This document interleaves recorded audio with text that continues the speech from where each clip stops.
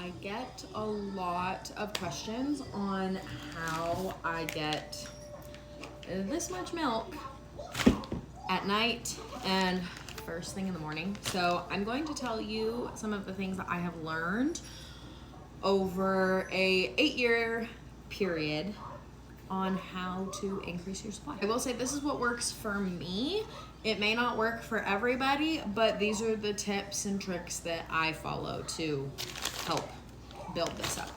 Oh, my light died. We're going no light. A little bit of backstory. I struggled with breastfeeding with my first 2 kids. And I think that's because I didn't really do any research on how to increase my supply or what I needed to do. So I really only started it with baby number 3, and I've kept up with it with 4, and now we're doing the same thing with baby number 5. Hello, sir. We're cranky this morning. One of my biggest tips is invest in a good pump. I use the hands-free Mom Cozy S12 Pros. I'll actually link it right here. I love them. I've used them for my last 2 kids. I regret not getting them sooner. I love them because they have a larger cup size, so I can hold more in the cup, as well as it has 9 different suction powers and 2 different suction modes to choose from.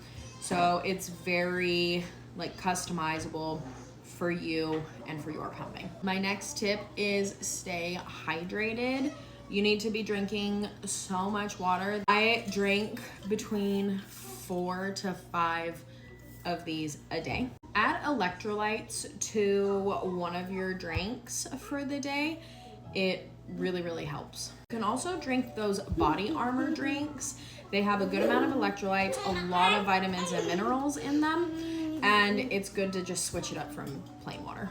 Things that are good for milk production, oatmeal is really good. So oatmeal cookies, if you're not a huge fan of oatmeal cookies, you can get the Little Debbie oatmeal cream pies. Those work exactly the same. Brewer's yeast also works really well. You can add it to protein balls, cookies, pancakes, things like that. You can look into getting some pumping supplements. I love the Legendary Milk brand. There is one called Pumping Princess and one called Liquid Gold that work really well. Another thing that I do is every single feeding I pump until empty.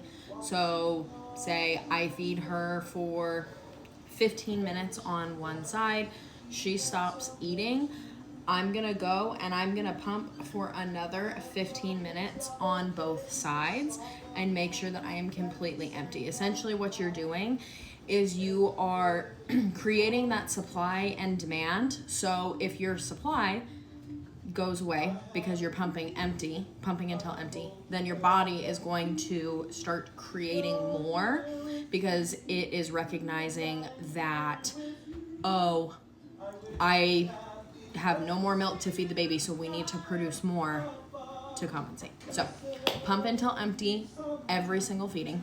Do not miss nighttime pumpings. That is huge, huge. I pump for 10 minutes every single feeding at night. If I miss nighttime pumpings, I do notice that my supply is less during the day.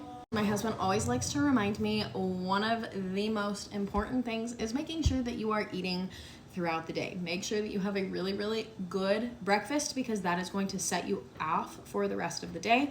You can do small snacks in between meals. Having foods that are good fatty foods, so for example, avocados, nuts, salmon, that's going to create the fattier breast milk for you, and that is so important for your baby. Also, having protein-rich foods as well is super important for your baby. So I like to drink protein shakes in the morning. I eat a lot of meat, and that also really helps your supply as well. Those are just some of my tips and tricks that I use. I will share more when they come to mind, but those are the basics of how I have created an oversupply.